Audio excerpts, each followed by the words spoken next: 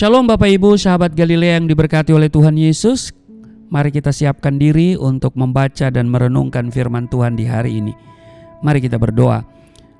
Bapa Surgawi Allah, di dalam nama Yesus Kristus, kami kuduskan namamu, datanglah kerajaanmu, jadilah kehendak-mu di bumi seperti di surga. Kami datang di hadapanmu, kami mengucap syukur buat kasih setiamu yang telah Engkau nyatakan bagi kami. Engkau telah memberkati, menyertai dan menjaga kami di sepanjang malam dalam istirahat tidur kami. Dan oleh kemurahan-Mu saja kami boleh ada di hari ini. Terima kasih untuk apa yang telah Engkau buat bagi kami. Engkau adakan hari ini bagi kami. Kami tidak khawatir sebab kami tahu ada Engkau Allah yang Immanuel, yang menyediakan segala kebutuhan kami. Karena itu, dengan penuh sukacita kami akan menjalani hari ini, tapi kami akan baca dan renungkan firman Tuhan. Kami percaya melalui firman Tuhan, kami dikuatkan, kami dipersiapkan untuk menghadapi berbagai hal yang tidak kami ingini di sepanjang hari ini. Kami tahu hidup ini adalah peperangan, dan kami mau mengambil semua perlengkapan senjata Allah untuk kami pakai di hari ini. Kami percaya hari ini kami akan berkemenangan. Di dalam nama Tuhan Yesus, urapi kami semua, buka hati pikiran kami, urapi juga hamba-Mu di dalam nama Tuhan Yesus. Haleluya, amin. Kita akan membaca di dalam Mazmur 103 pada ayat 1 sampai dengan ayatnya yang ke-22. Mazmur 103 ayat 1 sampai 22. Pujilah Tuhan hai jiwaku, dari Daud.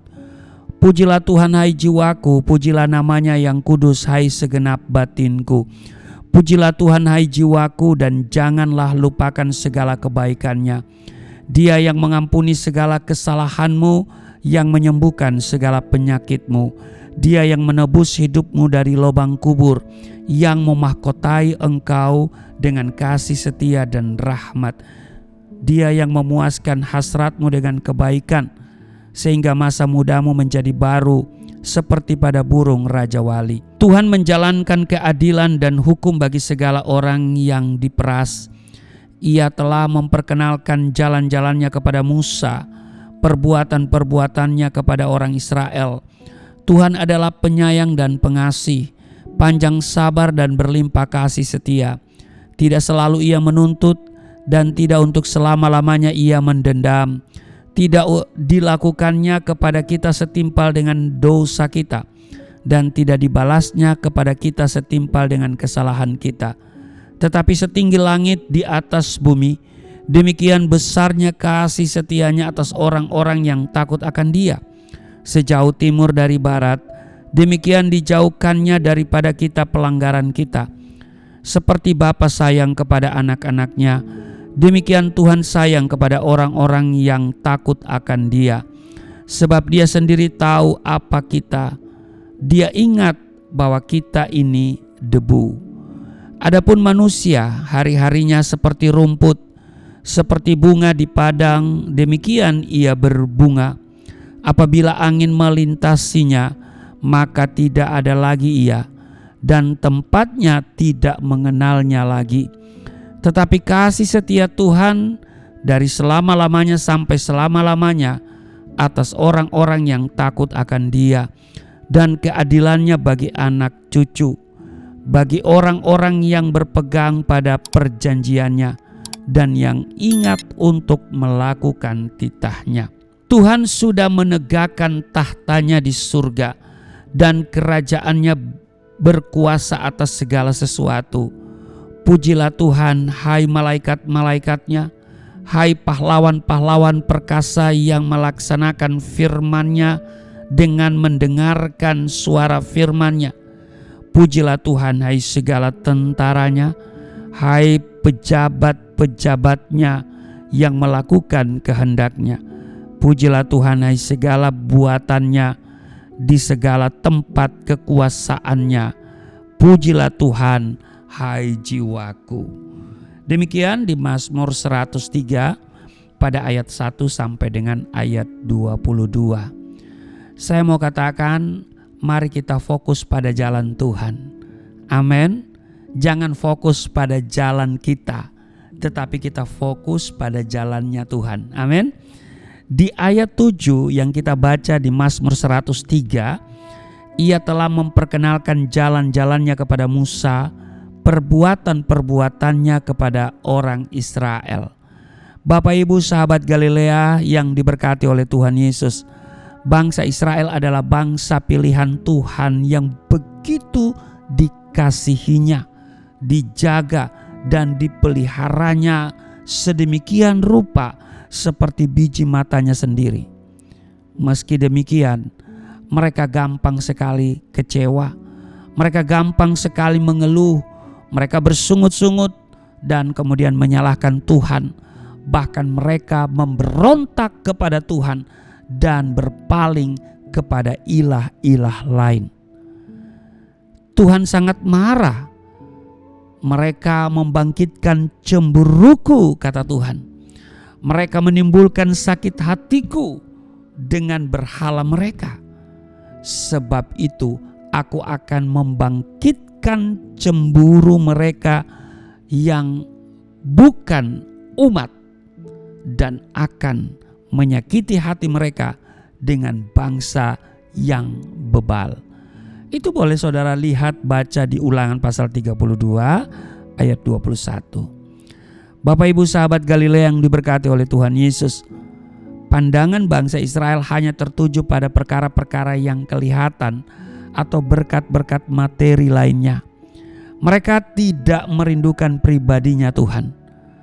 Karena alasan itulah Tuhan hanya bisa menyatakan perbuatan-perbuatan tangannya kepada mereka, tidak lebih daripada itu. Mereka hanya bisa mengenal Tuhan melalui perbuatan-perbuatannya, melalui berbagai mujizat yang dapat disaksikan dan dialami setiap hari selama 40 tahun di padang gurun. Ini tidak jauh berbeda dengan orang Kristen di zaman sekarang.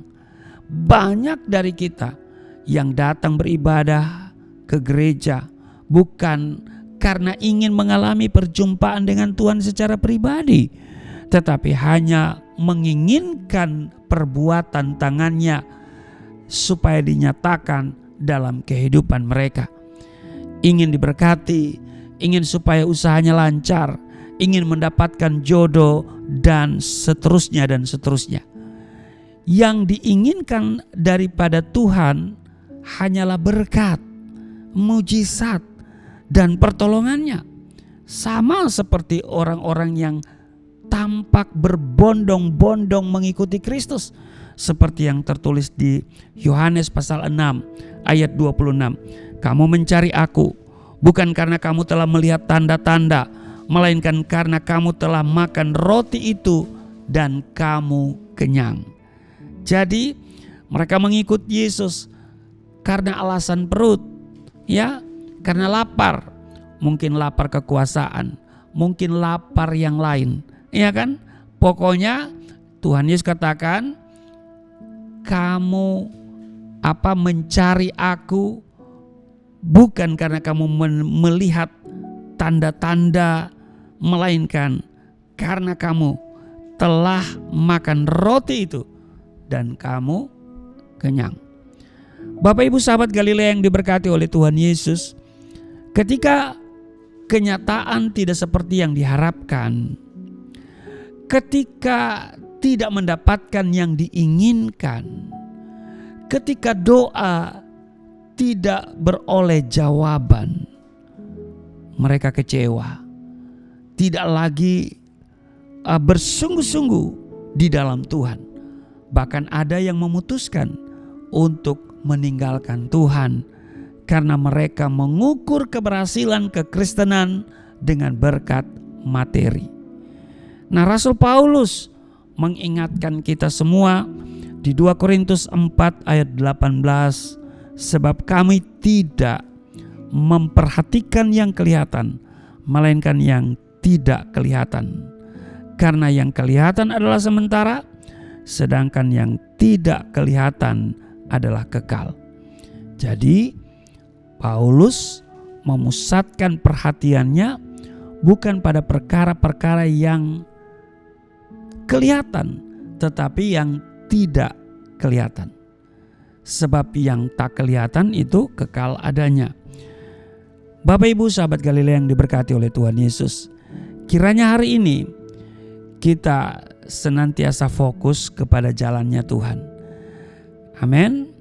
Bukan pada jalan kita, bukan pada kehendak kita, bukan pada keinginan kita, tetapi pada kehendak dan keinginan Tuhan. Amin. Karena itu Tuhan Yesus memberikan ketegasan, carilah dahulu kerajaan Allah dan kebenarannya. Orang mencari itu harus fokus.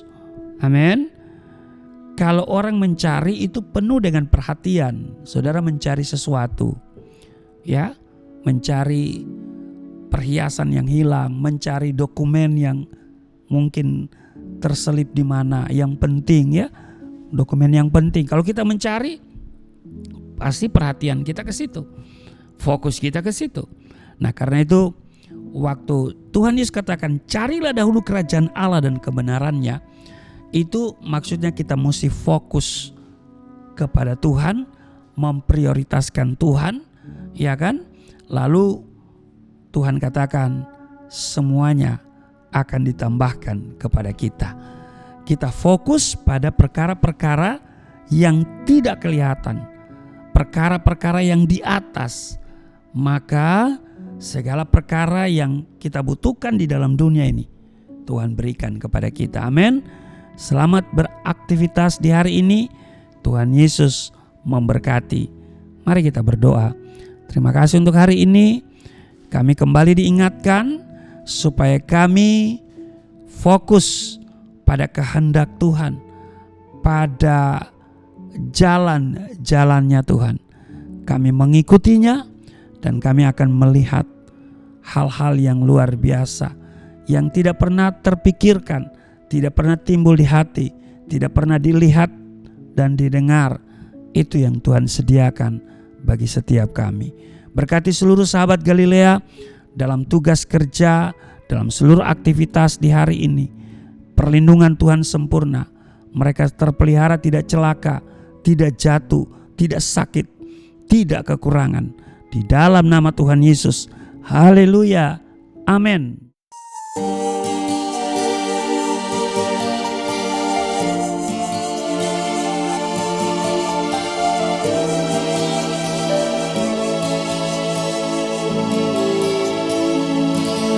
Bapa kami yang di surga, dimuliakanlah nama-Mu. Datanglah kerajaan, jadilah kehendak-Mu di bumi seperti di surga.